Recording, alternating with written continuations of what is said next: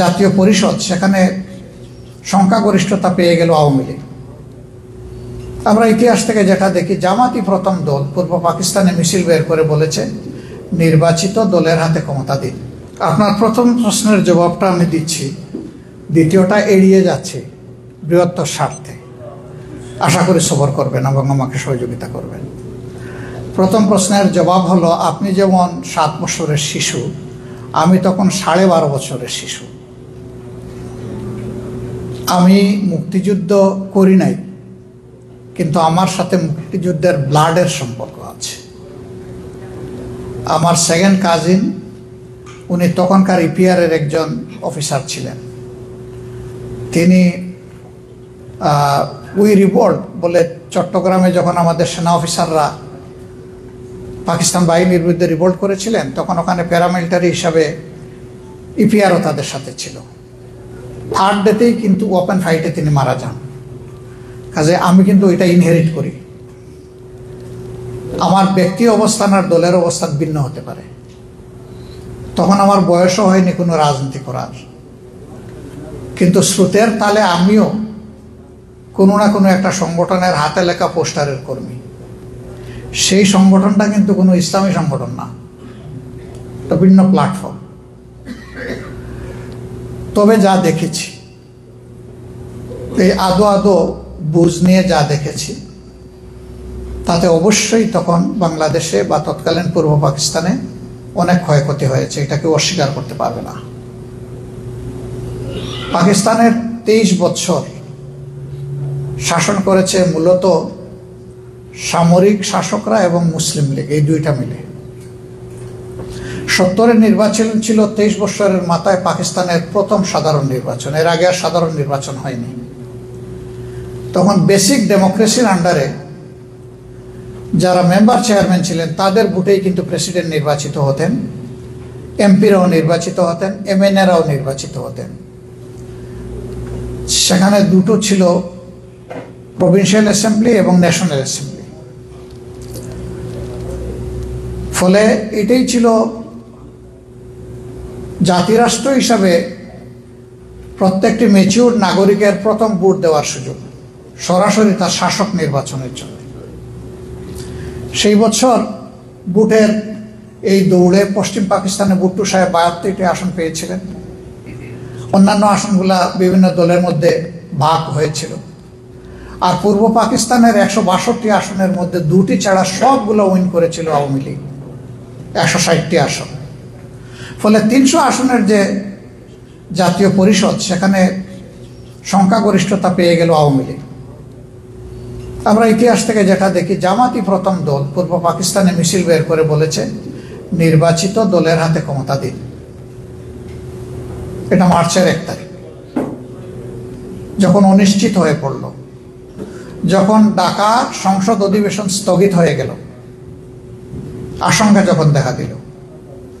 পরবর্তী পর্যায়ে বিষয় অন্যদিকে গড়ালো। শেখ মুজিবুর রহমান সাহেব 25শে মার্চের দিন গত রাত্রে অ্যারেস্ট হলেন। সিনিয়র লিডাররা তারা সরে গেলেন, যে যেদিকে পারেন আশ্রয় নিয়েছেন। এবং 26-27 তারিখের দিকে পরস্পর 2টি ডিক্লারেশন আসলো, স্বাধীনতার ঘোষণা আসলো। প্রথমে এক ধরনের, পরে আবার একটু রিভিউ করে আরেক ধরনের। এরপরেই মুক্তিযুদ্ধ আস্তে আস্তে অর্গানাইজ হয়। 9 মাস এই যুদ্ধ চলে। এই যুদ্ধ চলাকালীন সময়ে উভয় পক্ষে প্রচুর মানুষ হতাহত হয়েছে।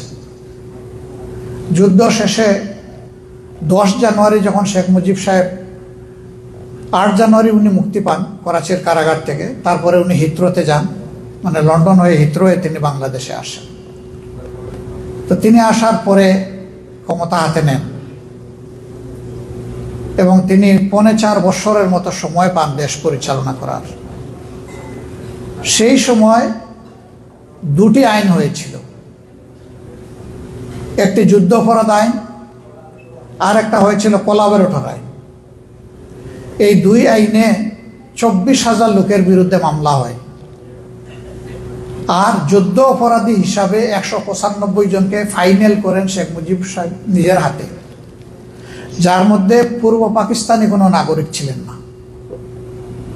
সবাই ছিলেন পশ্চিম পাকিস্তানের লোক এবং সামরিক বাহিনীর লোক। কিন্তু পূর্ব পাকিস্তানের এই যে 34,000 লোক যারা ছিলেন, তারা সবাই কোলাবরেটর আইনে কিন্তু প্রসিকিউটেড হন। আপনারা দেখেছেন যে আমাদের কিছু সিনিয়র নেতৃবৃন্দকে ট্রাই করা হয়েছে আন্তর্জাতিক আদালতের নামে, একটা আদালতে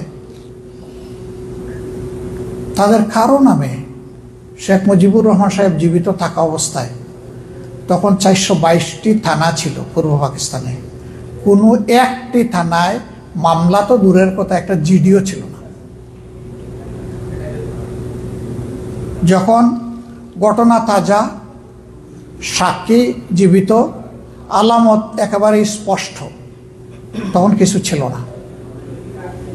হ্যাঁ, আমরা ধরে নিলাম 2-4 জন থাকলে হয়তো বা এটা কোনোভাবে ভুলে এসকেপ হয়ে গেছে, পরবর্তী যে কোনো সময় তাদের নামে এই মামলাটা হতে পারত। কিন্তু না, আমরা দেখলাম কি যে শেষ পর্যন্ত শেখ মুজিব সাহেব জেনারেল অ্যামনেস্টি ঘোষণা করলেন যে 4টা সুস্পষ্ট অপরাধ ছাড়া বাকি যাদেরকে এখানে প্রসিকিউট করা হয়েছে তাদের সবাইকে ফ্রি করে দেওয়া হলো। সবুর খান সাহেব, মালেক সাহেব, নুরুল আমিন সাহেব সবাই কিন্তু এই সুযোগ বেনিফিট পেলেন, তারা জেলে ছিলেন সব। বাকি সবাইকে তিনি ক্ষমা করে দিলেন। 4টা অপরাধ কি? যেন মানুষ খুন করেছেন, ধর্ষণ করেছেন, লুণ্ঠন করেছেন, অগ্নিসংযোগ করেছেন। স্পেসিফিক অভিযোগ যাদের বিরুদ্ধে আছে তাদেরকে কোনো জেনারেল অ্যামনেস্টির আন্ডারে আনা হয়নি, সাধারণ ক্ষমার আওতায় তারা আসেন। এইখানেও কিন্তু জামাতের লোক নাই। আপনারা রিসেন্টলি দেখছেন, একটা পুরানা, অনেকে বলবে যে সেই পুরানা কাহিনী আমরা জানিও না, এগুলো শুনেও লাভ নাই। রিসেন্টটা দেখেন, শেখ হাসিনা সরকারের আমলে মুক্তিযুদ্ধ বিষয়ক তো একটা মন্ত্রণালয় আছে, তার ইনকামবেন্ট মিনিস্টার ছিলেন আ.ক.ম মোজাম্মেল। তার নেতৃত্বে 10,000 রাজাকারের একটা তালিকা তৈরি হয়েছে। সেই তালিকায় 8,000-এর ঊর্ধ্বে লোক বিলংস টু আওয়ামী লীগ, 1,000 অল্প আরেকটা দল, 37 জন মানুষের নাম এসেছে তারা জামাতে ইসলামীর সাথে রিলেটেড। ওখানে প্রত্যেকের দলীয় পরিচয় লেখা ছিল, কে কোন দলে আছে। কিন্তু আনফর্চুনেটলি আমার ভাই যে প্রশ্ন করেছেন যে জামাতের বিষয়টা যখনই আসে তখন 71-এর ওই বিষয়টা চলে আসে, তাহলে কি 71-এ জামাতের কোনো ভূমিকা ছিল না? অবশ্যই ছিল। জামাত তখন ফিল করেছিল যে পাকিস্তান ইউনাইটেড থাকা দরকার। তখনও কিন্তু পাকিস্তান, আওয়ামী লীগের বহু লিডার পাকিস্তান সরকারের আন্ডারে চাকরি করেছেন, বেতন নিয়েছেন, এমনকি আওয়ামী লীগের লিডার পরিবারের অনেকে তৎকালীন পাকিস্তানের সরকারের রেশন নিয়েছেন, বেনিফিট নিয়েছেন। আমাদের কোনো আপত্তি নাই, বিপদের সময় এটা সরকারের দায়িত্ব নাগরিকদেরকে দেখা দেখেছে যে সে কোন দলের, এটা আমাদের দেখার ব্যাপার না, সেগুলো বাস্তবতা।